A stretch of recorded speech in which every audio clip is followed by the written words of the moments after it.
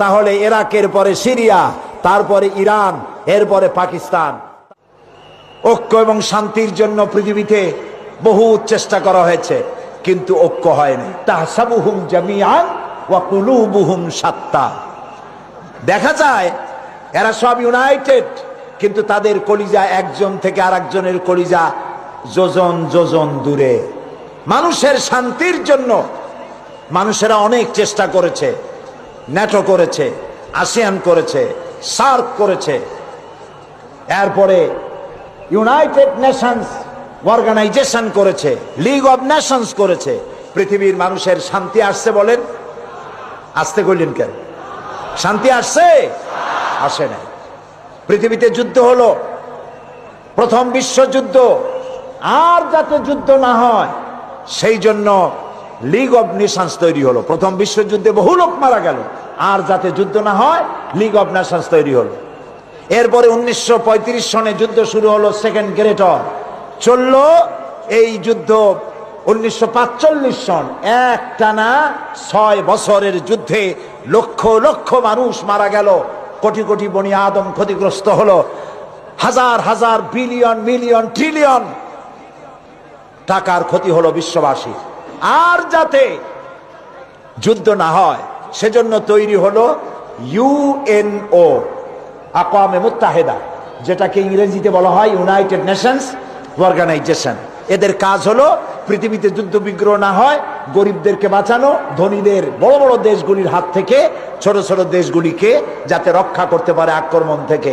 মানুষের ইজ্জত হুরমত, তাদের স্বাধীনতা সার্বভৌমত্ব হেফাজতের গ্যারান্টি দেবে জাতিসংঘ।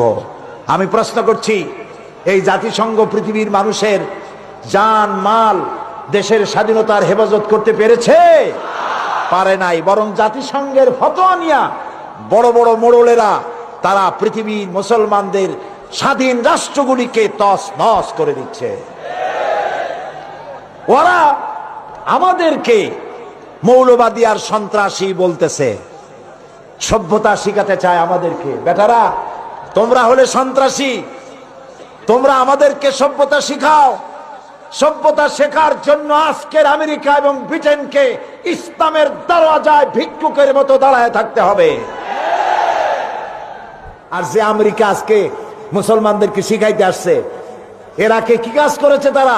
আল গরিব জিন্দানখানা, আল গরিব কি কারাগার, এই কারাগারের ভেতরে মুসলমান কয়েদিদেরকে উলঙ্গ করে তাদের মুখের উপরে পেশাব করেছে।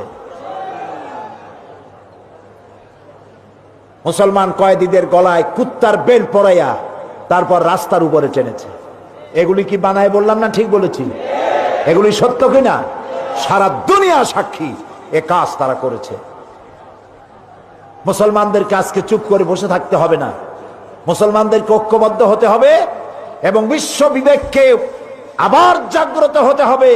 এই পশু শক্তির বিরুদ্ধে ইরাকের উপর থেকে দখলদার সৈন্য তাদেরকে উঠায় দেওয়ার জন্য সারা দুনিয়ার মানুষের চাপ সৃষ্টি করা এখনই প্রয়োজন। এটা যদি না করা হয় তাহলে ইরাকের পরে সিরিয়া, তারপরে ইরান, এরপরে পাকিস্তান, তার দৃষ্টিতে আমেরিকার দৃষ্টিতে পৃথিবীর সব মুসলমানেরা সন্ত্রাসী। আর শ্যারন নাকি শান্তির পায়রা। শ্যারনরে চিনছেন? শ্যারনকে ইসরায়েলের প্রধানমন্ত্রী। শ্যারন নাকি শান্তির পায়রা বলেছে কে? ওইটার নাম আমি নিলাম না। এ নাকি শান্তির পায়রা। তা আমি বলেছি, শ্যারন যদি হয় শান্তির পায়রা, তাহলে বিশ্বে অশান্তির শকুন কে? প্রতি মুহূর্তে তারা প্যালেস্টাইনের মুসলমানদেরকে বুলডোজার দিয়ে তাদের বাড়িঘর ধ্বংস করে দিচ্ছে, তাদের মানুষগুলিকে মেরে শেষ করে দিচ্ছে, স্বাধীনতার স্বপ্ন মাটির সাথে মিশিয়ে দিচ্ছে। ইয়াসির আরাফাত আজ পৃথিবীতে নাই। সারা দুনিয়ার শান্তিকামী মানুষের, মুক্তিকামী মানুষের প্রাণের স্পন্দন ছিলেন ইয়াসির আরাফাত। তিনি চলে গেছেন পৃথিবী থেকে। আমরা আশা করব আল্লাহ তাআলা সাহায্য করবেন ফিলিস্তিনিদেরকে, আমরা যেন দেখতে পারি অভিশপ্ত ইহুদিদের হাত থেকে প্যালেস্টাইন আল্লাহ মুক্ত করেছেন। আল্লাহ তৌফিক দিন।